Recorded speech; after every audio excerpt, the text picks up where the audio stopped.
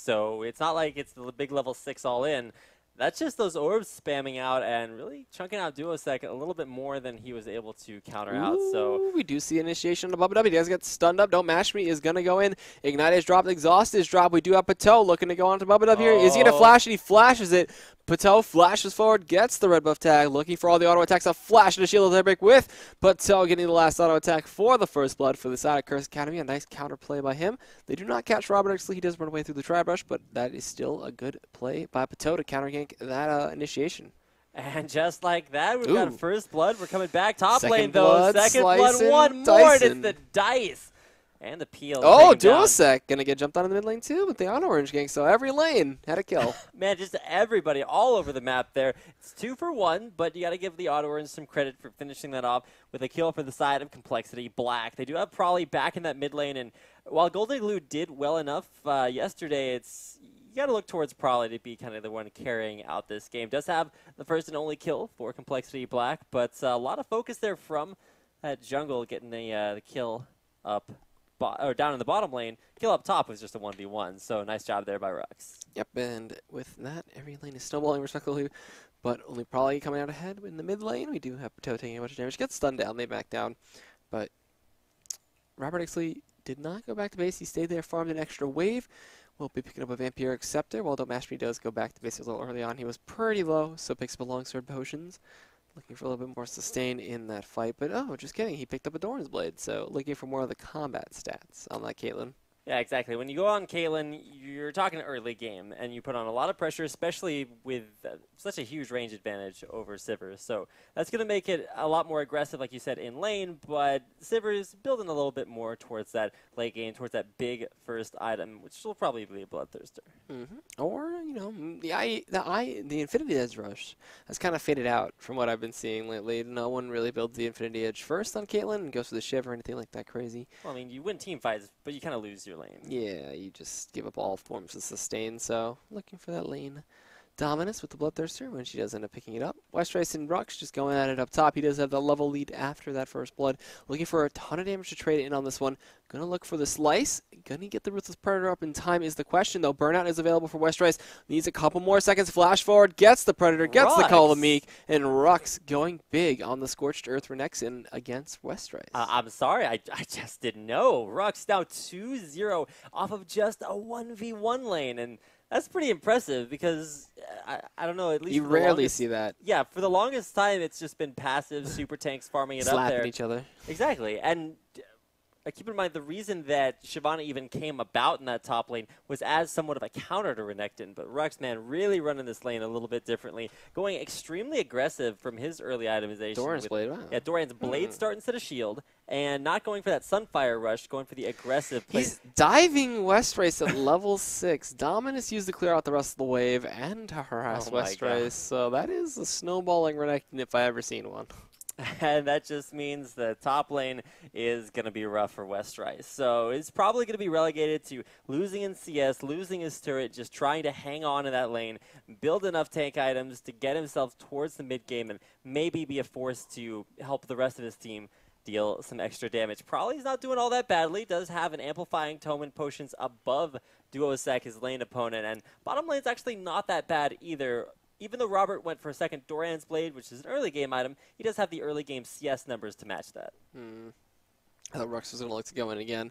But we do see Duosec and Prolly doing it out while down bot. Hayama Sheep does get caught out. There was a nice shield to get away from the stun there, while Prolly was forced to flash in mid lane away from Duosec after unleashing the power all over that Lulu, but it was not enough. As he just hits level 6, he shielded up most of the damage, it looks like. While Westrice and Rux going at it once again up top, slicing and dicing his way through the Ignite. Is it going to be enough? Yes! And Rux, on a killing spree, does actually heal up off the Call of the Meek in the middle of the wave and lives through his own Ignite, while Westrice was falling down to those minions. So 3-0 already at 7.5 minutes for a Renekton is something you never want to see. Good Lord. That was a dominant performance by Rux, even using the skill by the same name to pick up his 3rd solo kill in that top lane. And it's interesting to me that Auto-Orange, man, he's been mid twice, but it's it's not been something that he's gotten any help with. Because when you look towards top lane, especially when you have a lane that's losing very badly, what you do is you either say as a jungler, all right, I'm going to dedicate some extra pressure to this, maybe get mid lane to roam along with me, and then you just head up to that lane, try to turn it around. If you don't, you're saying, okay, well, that lane is lost, it's over, it's done, we're never going to go back to there. We're going to help our other lanes try to win even harder and maybe offset the degree to which that top lane is losing. So at this point in time, it's kind of interesting for me because it looks more like while top's done, the other lanes aren't really having that much success. Mid lane does have that only kill of the game for Complexity Black, but they got to bring it back somewhere because it's not going to happen top. Yeah, and you guys can see us on the screen real quick. We're just working on getting what you hear right now, the game sound for you all. Good sweet lord. And it is loud. But yeah, so you guys are going to have a little bit more of that sound, and we're going to be good to go. We're going to switch right back in when we have a quick second. You're not missing anything, though. It's just junglers getting buffs, blue buffs getting handed off to mid laners, and this is where we get to radio cast. Yeah. Oh, man, a ping comes in. They're not doing anything, but it just looks cool. But yeah, so just nothing to be missed. And there we go. We're back in, and we have caster sounds, game sound, caster sounds. These are voices. We don't have like custom caster sounds just yet, but we'll get there eventually. All right, so back into a game that has everything you could possibly want. There's no lag. Well, it doesn't have everything that Westrise wants, which is just pretty much a lane to himself. Looks like it's still relatively even in other lanes, but man, that top lane's far behind. Yep, and having a great time is Rux up there with that Renekton. 3-0. Goes for a Cutlass, looking for the Blade of the Rune King. Renekton, we've seen a lot of Bloodthirster. It looks like probably going to get initiated on here. Giant Growth comes in. They're going to slow him. He's going to try to turn around and stun Duosec, trying to take him with it, but it's not going to be enough. As Bateau going to pick up the kill with the red buff. We do see the man drop coming in down bot. Hayama Sheep is going to soak up most of that damage. Drops Exhaust. A nice solar flare on a 2. Can he get out of there? He flashes and is able to get through while Westrise and Rux are just dueling at it up top. The snipe comes down and it looks like Hayama Sheep is actually able to live through that one, taking it with that Leona. And we do see Vi looking to come back towards mid lane once again and push down this turret now that Prawley is gone. But Auto Orange, Bubba and Robert X Lee going to do the same. And man, you gotta look towards that the jungle pressure, really making a big difference this game. While the first kill of the game for Complexity Black came off of an Auto Orange gank, it's really just been Patu, who has been all over that map. Dives top lane, Westrise got that extra mobility, whereas Rux does not. Westrise does make it out alive, but it went coast. At the coast of his ultimate and burnout, but we do see now Auto Orange looking to make the play towards the Dragon Pit, but decides not to and backs right on off. So gonna go farm up. Rux pushing that tier 1 turret, denying a lot of farm with that wave. We do see Tibbers actually drop down on the Hayama Sheep now. He pops that Eclipse and gets a whole butt ton of armor and magic resist. So they are going to just back off that. But that's a big cooldown now, as the Tibbers does have a fairly long cooldown in the earlier stages of this game. Auto Orange sneaking into the bushes, though. He's coming out the bushes, about to gank your bottom lane up down there, and doesn't look like he'll be too successful. Nice ward put in there, along with Mr. Tibbers, and there being not a human ward, but a bear ward, an Ursine ward, let's put it that way. An Ursine? He's an Ursa? I think so. Ursa's are bears, right? Ursa Major, big bear. Has been destroyed. I think he's Candace Major, big Doge. Big Doge. Black and white Doge. But alright, so Pato's down bot as well. He was looking for a counter gank on the Pantheon, if anything. We do look to see them rotating towards the Dragon Pit. There are pings coming out. He does not have a pink ward at this point. Bubba did go back to base and pick up one for himself. And they're going to actually look to start up this Dragon, while up top, Rux and Westrise is dueling it out. The Dragon is going to go down fairly fast, and it looks like Curse Academy going to snag the first Dragon of the game and a 4,000 gold lead. All right, so at long last, we've got everything exactly where we want it production-wise, sound. Everybody's caught up, no lag for anyone else there. But as far as the game is concerned, 5-1, a very strong early game start for Curse Academy. And after just watching them play their game last night against LMQ, that's a really big sort of test of your mettle. It's how well are you guys able to deal with very aggressive pressure out on the map. That's what Auto Orange put on early for Complexity Black, and now jumping into that mid lane looking for some even better pressure. There's the stun, the counter stun as well, and Unleashed Power just not enough. Spear? No, all right. Okay, it was actually the Dark Orb take it down underneath that turret. You know what's really weird about Pantheon Ultimate is that when you're falling down, you're actually physically on the ground already, so you can use that jump before your like actual physical body comes out of the air. So you just jump straight out of the sky. Yeah, you literally, before you land and that damage hits you, you hit your stun, and they're just like, he's not even down. How do you get to do that? And it's just ridiculous. And you saw an example of it right there, as Auto Orange wasn't even on the screen. We do see Pateau now getting actually caught out, forced a flash over the wall, and will just be able to walk right on out of there. Yeah, he's going to head back to base, and for the time being, a nice little comeback there once again off of the Auto Orange pressures. So it's nice to see junglers really having an impact on how this game is dictated.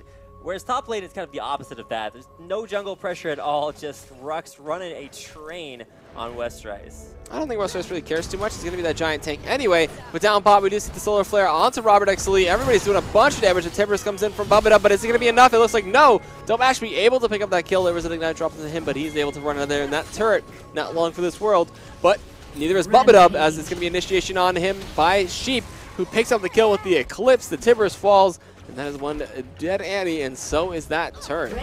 Oh my gosh. All right, so third of the, what is that, third outer turret going down. We've got all three outer turrets down, and this time around it's Auto Orange's turn. The 1v1 Rux, who's been just running a trade, like I said. Looking to possibly come in. Assault and Battery goes in. Gonna knock him up. Stun him up for a little bit. He's forced to flash away. Rux has Slice and Dice. There's Slice, there's Dice, there's the stun. The Call of the Meek is not enough, but Pateau will pick up the kill. Put himself on a killing spree, and that jungle top combination is 7-0-1 right now. Combined, but probably looking to shut down Rux. Can he get the Dark Orb? It looks like no is the answer to that one. Unless he flashes for it, looking for the stun possibly. Doesn't pick up the orb, doesn't throw it. But that's going to be the end of that one, as there was a 3-man push down bot that was looking to try to pressure a tier 2. And man, after all of that aggression, it comes out much more in favor of Complexity Black. Even though the first dragon of the game, or in favor of Curse Academy. We've got the first dragon of the game. They've got a 7-kill advantage, and overall about 6,000 gold here at the 15-minute mark is not insurmountable, but it's a big hill to climb, or big mountain to climb. Ever since moving out to San Jose, I finally know what mountains look like. I come from Dallas, Texas, where, I don't know. The land is flat. It's a mystical legend of these things called mountains, and it's going to be Complexity Black climbing all the way up there, seeing what they can find at the top. But looks like there's some avalanches, some rock slides in their way. Hopefully they're not a flying Pokemon, because then it'd be super effective. Speaking of being super effective, Auto Orange gets caught out here. Solar Flare comes in. Bubba was waiting on the side. Could look for the stun. Giant Growth onto High Machine to slow them all down. A nice stun comes in from Prolly, but it's not enough, as they will activate the hunt to look for more targets to kill. Flash. But they are bloodthirsty and force the flash out of Bubba right there, and they pick up the kill on Auto Orange. Forced the flash out of Prolly, too, but that was a little bit later on when he got ganked in that mid lane. So Flash is down on, I think, every single member of Complexity Black, with the exception of Westrice. He's on an island, though. It doesn't matter. I wouldn't expect Rux to let him have that flash for very much longer, though, because it's a Blade of the Ruined King Renekton built up there for Rux. Usually you see a Tiamat, but that's actually kind of interesting itemization, because while Tiamat helps you kill minions really fast, Blade of the Ruined King helps you kill champions. Yeah, you can chase it down really fast. Westrice looking to trade. Actually, not at all. He should be running away from this one. The Glitter Lance, ooh. That's a nice little trick you can do. You put the picks on the minion and then draw the Glitter Lance and hopefully have it connect. We do see everybody looking to hold up from the side of Complexity Black up here on this top lane. But Pateau going to get caught out there by this. So the trap does not connect. Auto Orange is chasing this one down, getting a bunch of damage. Gets slowed out by the Glitter Lance. The snipe comes through, and it's going to be Westrice actually picking up the kill with the help of Robert XLE's snipe. Probably is going to be the next target for Rux, though, doing a ton of damage. The man drop is going to come in. Duosec is ignited, trying to get out of there while Auto Orange stuns up Rux. The shutdown gold goes over to Robert XLE, and they do actually end up picking up Duosec with the ignite from Prolly and the harass from the orbs. But down bot, Don't Mash Me has been left alone to pick up a tier 2 and threaten now some potential damage on the inhibitor turret. I mean, they really could have used Don't Mash Me there to help them fight that fight, but at the same time, turrets are turrets, man, and 4-1 now. Really starting to get that insurmountable lead. Because just think about taking down 3 more turrets and what that's going to require from Complexity Black. They've got a team fight composition that requires Auto Orange to jump in and start the fight, and then follow-up initiations from Westrice, who really doesn't really want to be jumping into the enemy team just yet before he gets maybe his second big tank item. Has that Sunfire Cape, so at least that's going to be pretty good to keep himself alive, but needs to pick up that Randuin so that at least Sivir and Renekton aren't able to blow him up. So when he finishes up that Randuin, it should actually be a little bit better for him. He can still fight Renekton with the Blade of the Rune King. We're going to see Assault and Battery now initiation onto Prawley, who is just going to get blown up 1, 2, 3. Very simple. There was a two-man stun coming from Bubba, but it was not enough to save his life. Rux is currently joining the team in the bot lane, and that Dragon looking to go over to Curse Academy. They have a very dominant lead at this point, but will the Auto Orange be able to make a move to try to steal it? It looks like the answer is no, as they are going to give up their Dragon, and there it is. It goes over to Curse Academy. Second Dragon of the game going their way, and now at the 18-minute mark. We said 15 minutes, there's about a 6,000 gold lead. Going up towards the 20-minute mark, it's going to get close to that mystical 10K gold lead, which kind of seals the deal. I'm not sure what the stats are so far this season, but we've only had one day to calculate them. 10K gold is a really big hump to overclimb, and now, or overcome. It's a mountain to climb, to overcome. It's the amount of gold that they have to climb up. There you go. Thank you. This is why we keep EGAT around, to say what I actually wanted to say, but somehow incapable of doing. Like landing Zenith Blades for High Mashif.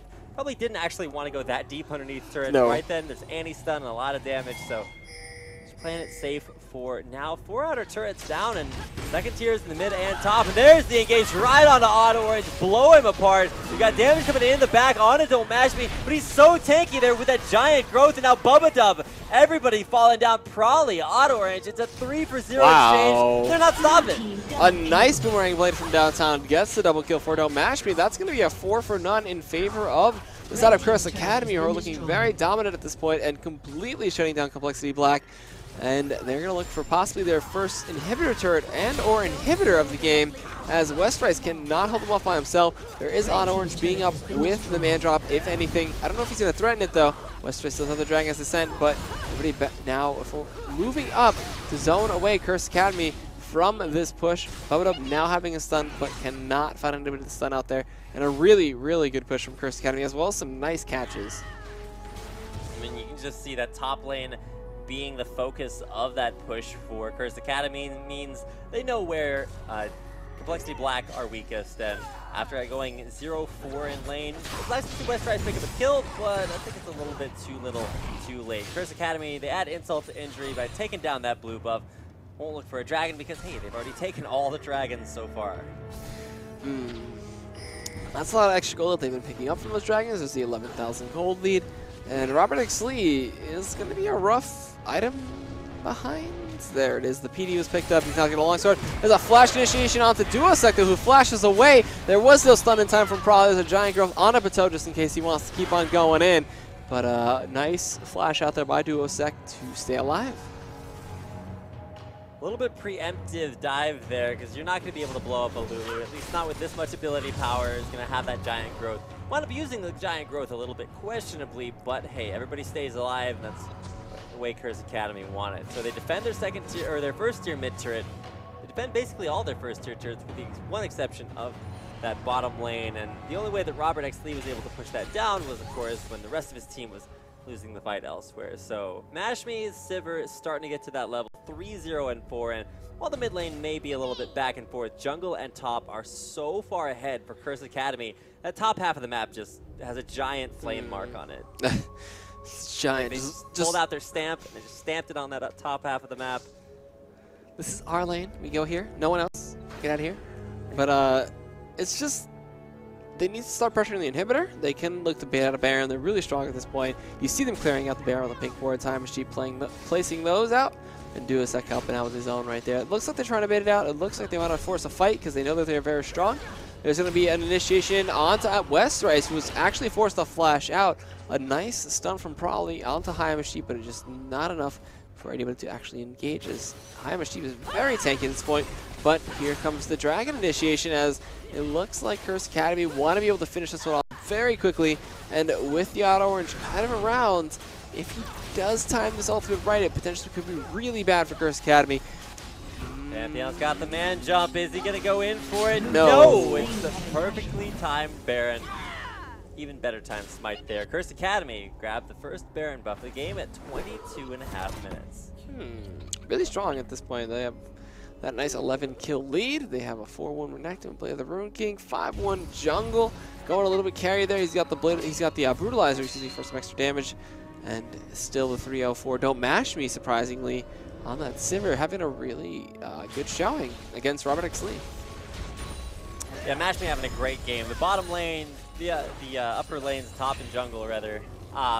Everything's just really working here for Curse Academy, and that's a little bit of an understatement because it doesn't do justice to exactly how they work. But at this point in the game, if you're Complexity Black, you just have to say, okay, well, we're going to focus all of our resources in one place, but they have to pick the right place, and that's why you can see Westrice moving forward, but not really looking to engage. I love that. More coverage. God, I love Face of the Mountain so much. You saw 32 gold coming in from just one melee minion, and it's just like, you stack that up eventually, it's like, all right, this equals another minion, and then the gold racks up so fast in Face of the Mountain. We're going to look to see a potentially catch potential coming in from Complexity, but it's still a Baroned up Curse Academy, and Don't Ashby does get shielded up there, and they're going to try to take a free inhibitor top. I don't know how free Complexity Black are going to look to let this be. They do drop that stun, and that's about as free as it gets. They just walk in, take the inhib, walk back out again, and it's not all that much that Curse Academy can't do. I hope it's not lag, please. I certainly hope not. We got about 5 minutes of spectator lag yet. So what happens if the pause time runs out? Just doesn't let you pause ever again?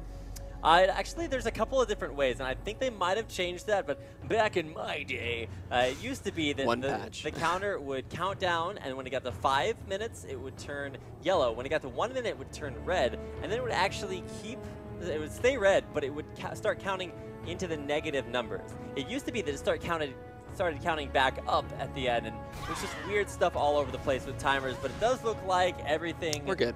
Is good again, and we'll get back into the game here in just a second. So when you look at, like I said, Complexity Academy, or not Complexity Academy, there's Complexity Black and Curse Academy.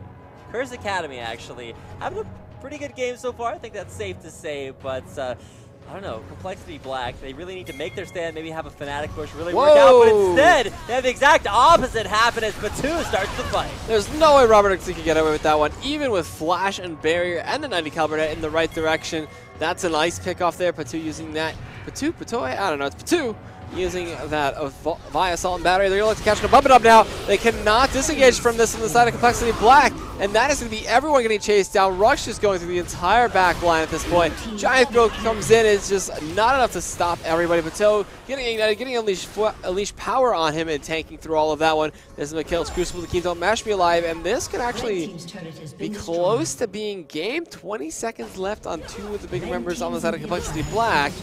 And they're just going to be able to shove down these waves as these Nexus turrets should be falling relatively soon.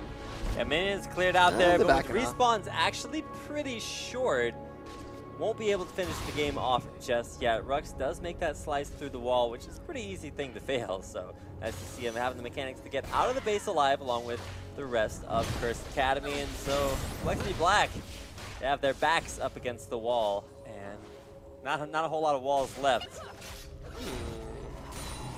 Alright, so top inhibitor going to be spawning relatively soon.